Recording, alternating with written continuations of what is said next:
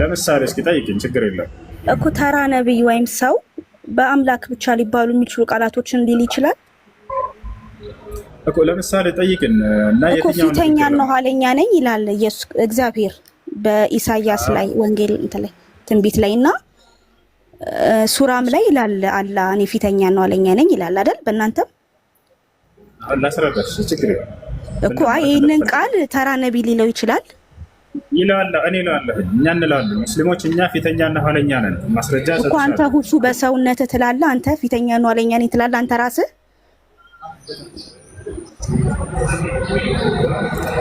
ላስረዳሽ እሺ። ሐሳቡ ምን ለማለት ፈልጎ ነው ፊተኛና ኋለኛ ሲል ክርስቶስ የሚለውን ከመጽሐፍ ቅዱስ አንፃር እናየውና ይሄን ደግሞ እናንተ ትሉታላችሁ ወይ የአላህስ ፊተኛና ኋለኛነት ከምን አንፃር ነው የሚለውን እንመልከት። እሺ በደንብ አዳምጪኝ ራሂል ከኔ ጋር በመጀመሪያ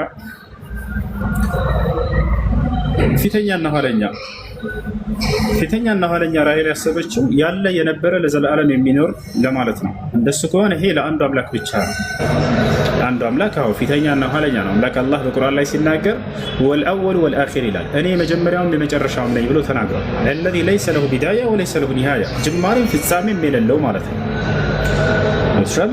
ያ ማለት ዘላለማዊ ህያው ነው። ጅማሬም የለው ፍጻሜም የለው ሞት የሚባልም የለበትም። ይሄ ለማን ነው ከተባለ መጽሐፍ ቅዱስ ላይ አብ ነው። መጽሐፍ ቅዱስ ላይ ቃል በቃል ምን ይላል? አንደኛ ጢሞቴዎስ ምዕራፍ 6 ቁጥር 16 ላይ የማይሞተውም እርሱ ብቻ ነው ይላል። አንድም ሰው እንኳን ላየው ሊያየውም አይቻለው ማንም ሊቀርበው በማይችል ብርሃን ውስጥም ይኖራል። ክብር እስከ ዘላለም ለእርሱ ይሁን አሜን ይላል። ገብቶሻል?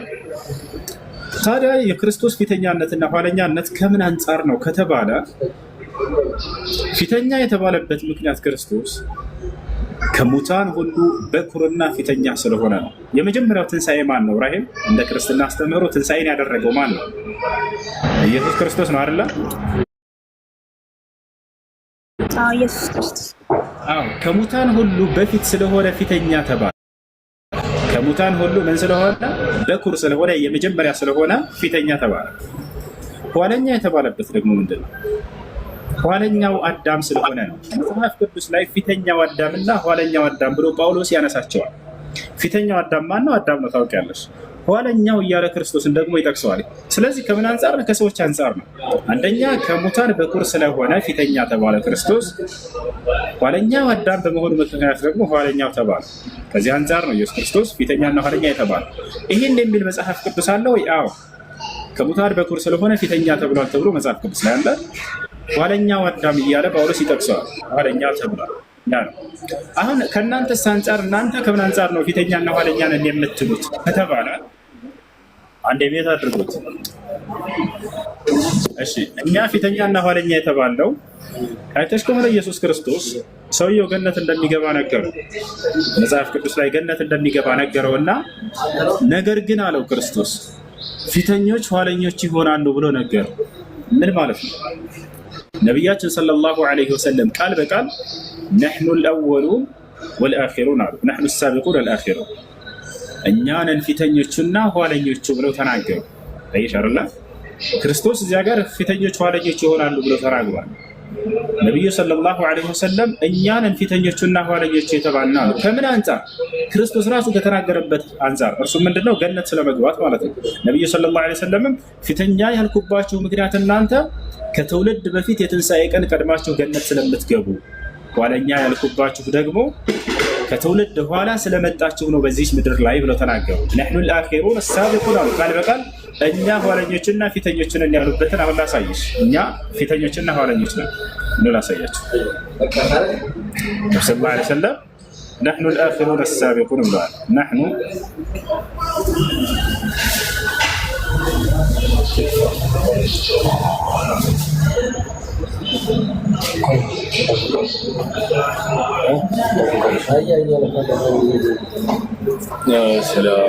እሺ ያውና እዚህ ጋር ይታያችኋል። ወደ አማርኛ ቀይረልሻለሁ። ሐዲሱ የት ይገኛል? ሙስሊም ያውና ቡኻሪ ይሰማል። መልካም ያውና ወደ አማርኛ ቀይረልሻለሁ። ነብዩ ሰለላሁ ዐለይሂ ወሰለም ነሕኑ አልአኺሩን አልአወሉን የውመል ቂያማ አሉ። እኛ መጨረሻዎቹ ነን፣ የትንሣኤ ቀን ደግሞ መጀመሪያዎቹ ነን። እሺ አንድ ጊዜችን ብቻ ተርጎም ላድርግ። አንድ ጊዜ መጣ ይታይሻል። ያው ወደ አማርኛ እስክንቀይረው በትክክል ከተረጎመው እኛ የትንሣኤ ቀን የመጨረሻዎቹ እኛ ነን፣ ገነትም የምንገባ የመጀመሪያዎቹ እኛ ነን አሉ። አይሽ አይደለ? የመጨረሻዎቹና የመጀመሪያዎቹ እኛ ነን ብለው ነብዩ ሰለላሁ ዐለይሂ ወሰለም ገልጸዋል። ከምን አንጻር ነው? እዚህ ዓለም ከመምጣት የትንሣኤ ቀን ተቃርቦ ከመምጣታችን አንጻር እኛ የመጀመሪያዎቹ ነን። የመጨረሻዎቹ ነን ደግሞ ማን ነው? የትንሣኤ ቀን ደግሞ የመጀመሪያዎቹ ነን። ይቅርታ ነብዩ ሰለላሁ ዐለይሂ ወሰለም እኛ እያሉ ያው እኛ የመጨረሻዎቹም የመጀመሪያዎቹ ነን። ስለዚህ ነቢያችን ሰለላሁ ዐለይሂ ወሰለም ነሕኑ አልአኺሩን አሳቢቁን ብለው ተናግረዋል። ትንሣኤ እዚህ በመጨረሻ በመምጣታችን በዚህ ትውልድ እኛ የመጨረሻዎቹ የምንመጣው እኛ ነን፣ ነገር ግን የትንሣኤ ቀን መጀመሪያዎቹ እኛ ነን አሉ። ያቸው አይደለ?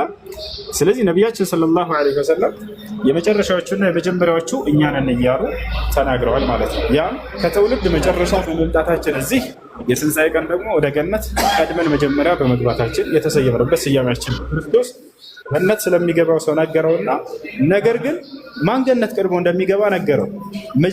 ነገር ግን መጨረሻዎቹ የመጀመሪያዎቹ መጨረሻዎቹ ይሆናሉ ብሎ ነገረው። ያ ማለት ነቢዩ መሐመድና ተወለዶቹ የትንሣኤ ቀን ቀድመዋቸው እነሱ ናቸው ገነት የሚገቡት የሚል ቃል እየነገራቸው በደንብ አስተዋለ ሰው ማለት ነው። አንተ ብትገባም ነገር ግን እነዛ መጨረሻዎቹ ከኛ በኋላ የሚመጡት የሚገቡት እነርሱ ናቸው ነው ማለት ነው። ኢየሱስ ግን እየተናገረ ያለው እግዚአብሔርን ያለው ፊተኛ ኋለኛ ነው። ኢየሱስ ዮሐንስ ራእይ ላይ የሚለው ዮሐንስ ራእይ ላይ ይናገራል። ወአለይኩም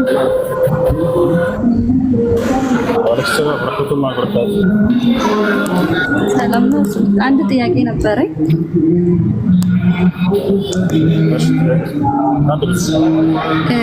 ሁለት ያልተጋቡ ሰዎች በረመዳን ግንኙነት አደረጉ እና ምን ማድረግ እንዳለባቸው ከፋራው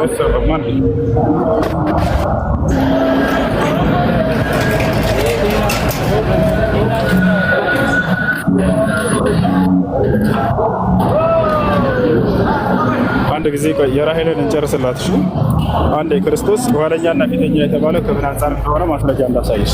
አንደኛ እርሱ ኋለኛው አዳም የተባለው ስለሚጠራ ነው።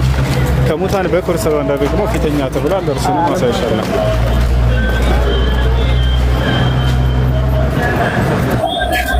ዮሐንስ ላይ የሚለውን አስረዳኝ። ዮሐንስ ራእይ ላይ 1:17 ነው። እሱን አስረዳኝ። እሺ ችግር የለውም። ተከፍቶ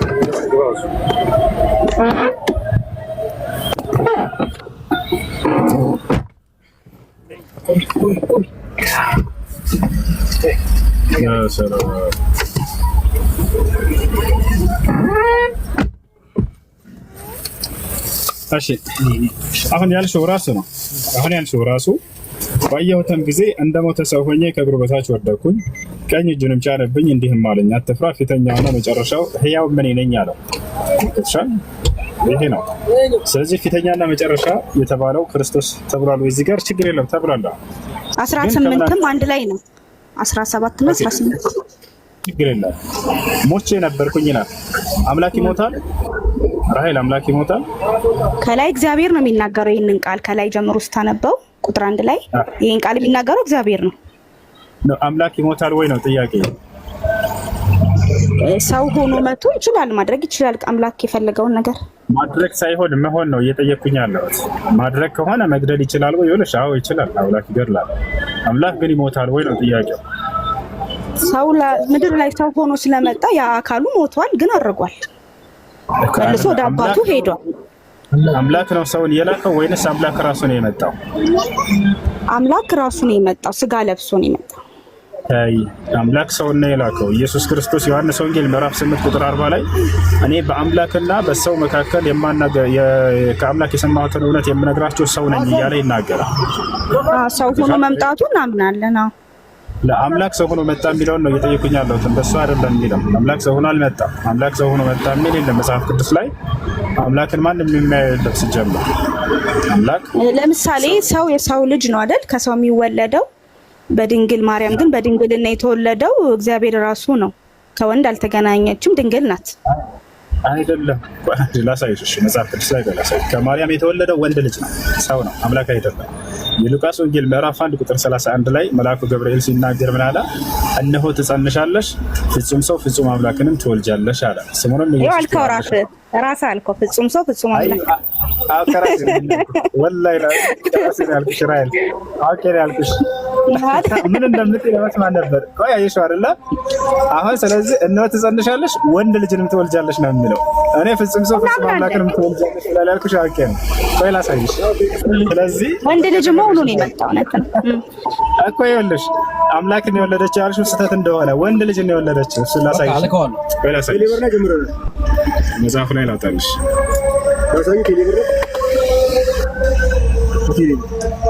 ሉቃስ ወንጌል እውቀት ይሆናል አሳየኝ። እሱ ምዕራፍ 1 ቁጥር 31 ተመልከች። ይታይሻል? 31 ራሔል እነሆ ትጸንሻለሽ ወንድ ልጅንም ትወልጃለሽ ስሙንም ኢየሱስ ትይዋለሽ አለ። አየሽ? ስለዚህ ወንድ ልጅ ነው የተወለደው።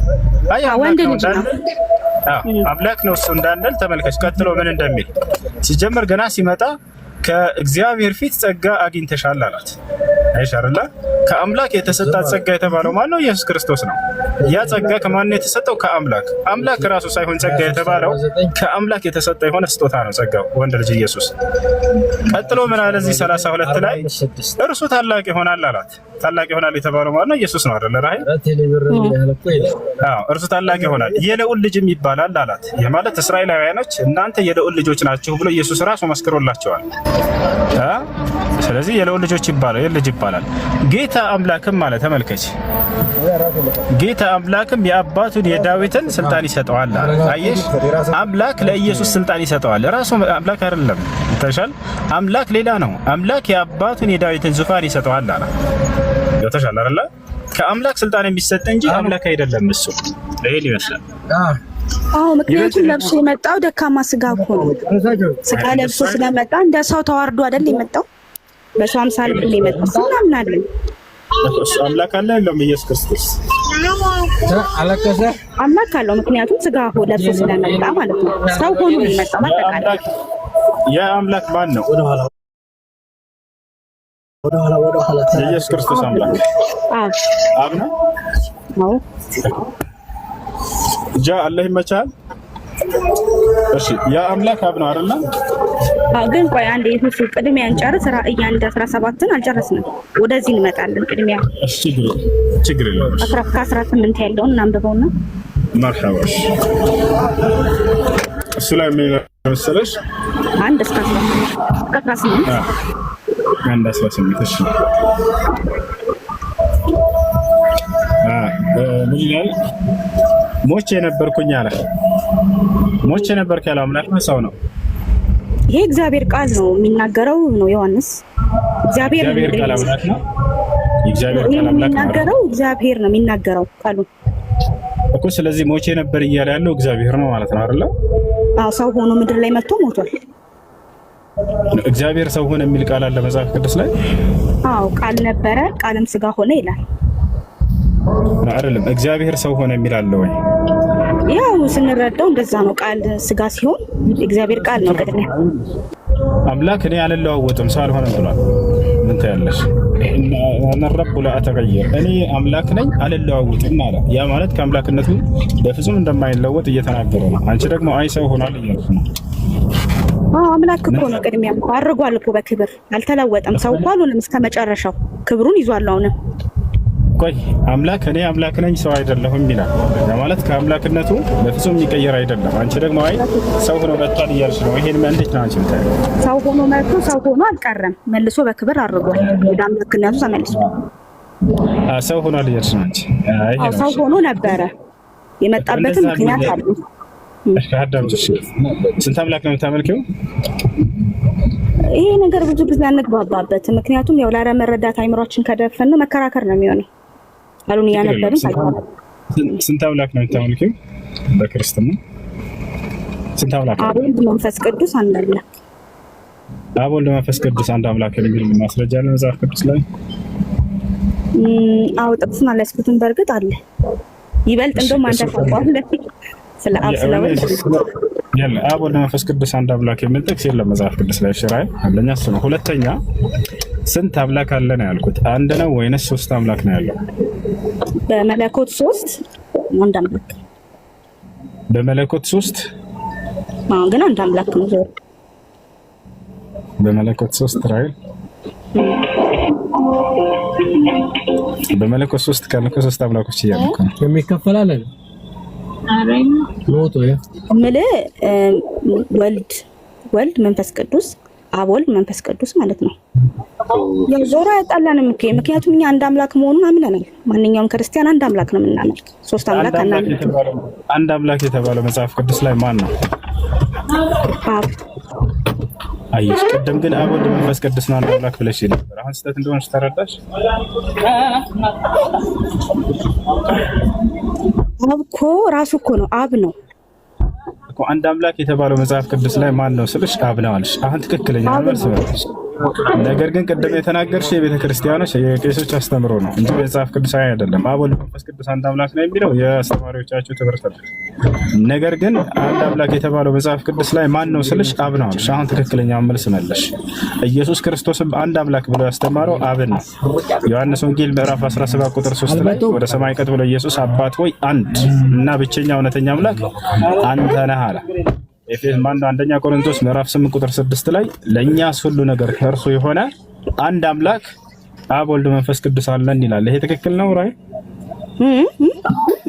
ለእኛስ ሁሉ ነገር ከእርሱ የሆነ አንድ አምላክ አብ ወልድ መንፈስ ቅዱስ አለን ይላል። ትክክል? አንድ አምላክ ካለ አብ ወልድ መንፈስ ቅዱስ ልክ ነው።